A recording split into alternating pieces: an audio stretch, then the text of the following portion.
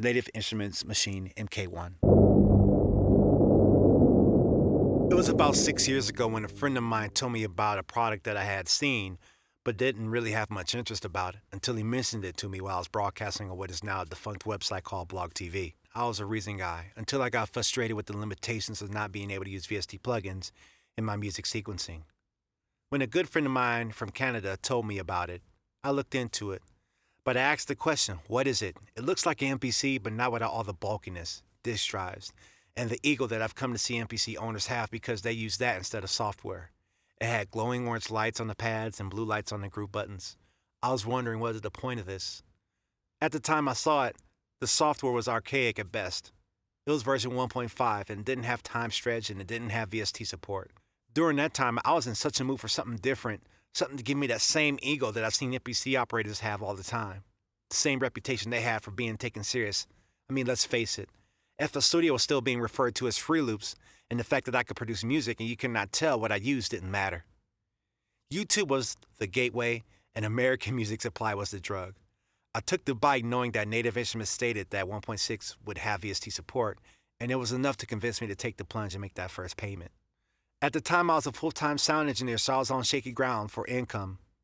I worked small jobs here and there, and my YouTube revenue was nearly non-existent because of all the changes they kept making, and because, not to me, people really found my videos interesting. I was a full-time sound engineer at the time, so I was on shaky ground for income as it was.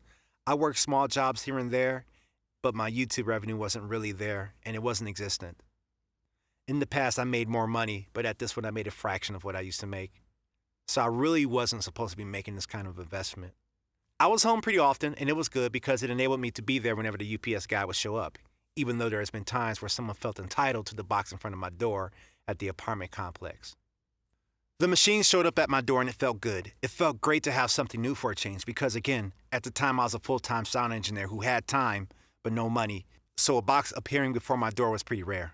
Years went by as I learned how to use it, and later on I learned how frail the instrument actually was. I would try to position it in a way that would make sense while it would be dropped along the way. I would try to have it at my left and at an angle, just like how Rodney Jerkins had his MPC 3000. I figured if I could set it up like him, maybe I can make hits like him and work like him. As I continued to use the MK1, Native Instruments released an update to 1.6, which ushered an explosion of creativity because at the time, I would either use it on its own and make sample-based music, or use it as a plugin in FL Studio just so I can enjoy the glory of Nexus, a VST plugin everyone had, but no one paid for. The day would come when certain knobs on it would no longer function properly. They would erroneously send controller data to my computer, changing settings that needed to be left alone. Soon, the USB connector would become faulty and remind me of days past when I used to bend the cord a certain way just to make the Super Nintendo stay on so I could play Super Mario World at my grandma's house while my cousin was sometimes at work. In a panic, I contacted Native Instruments, and then I was subjected to the procedural automated responses that is customer service of any company. In that time, I would try my hand at repairing it, digging in conclusive forums. No YouTube videos was there to tell me what to do, and I knew how to solder and I knew how to look up parts.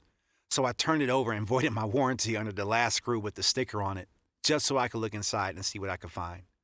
I looked at the numbers on the controller knobs and could not find any replacements on the internet. I ordered a replacement USB port to replace the broken solder joints on the motherboard inside the MK1, and I finally got it put back together, only to realize that more controller knobs have gone bad. So while the MK1 did light up, it was virtually useless, and I finally got a shipping sticker to have it looked at by Native Instruments. I was then without an MK1, and forced to just play video games and make music with FL Studio. After paying a fee, I was met with another MK1 controller that worked great, and I was back on track. Many years and YouTube videos later, the MK1 started to show its age again. Pad sensitivity dropped, the USB connector became loose, and pad 1 started to yellow from all the years of abuse, plus it was the pad I always assigned the kick sound. Years went by as I saw friends enjoy new products like the MK2 in the Machine Studio. I knew I was frustrated because I didn't have the money they had for the products. I knew the skills I had were greater, and I felt more deserving to have it than them. But then again, I didn't have the money for it. My life went through changes at the church I worked for until it turned its back on me and I started a job that I never thought I would take. A job that would take all of my time in exchange for a fraction of the money that I used to make at the church, which wasn't that much anyway. I later swallowed my pride and started a GoFundMe to raise money for a Machine Studio, hoping that a few friends and fans would send a few dollars my way to help me reach my goal, as I struggled financially and truthfully had no business eyeballing new equipment. Thankfully, some fans and friends did help me out, enabling me to finally get a Machine Studio after waiting so long and living with frustrations of not having something that works properly. I never got a placement with the MK1. I've made many tutorials with it, and I think I helped a lot of people along with it. It will definitely be a part of my storyline.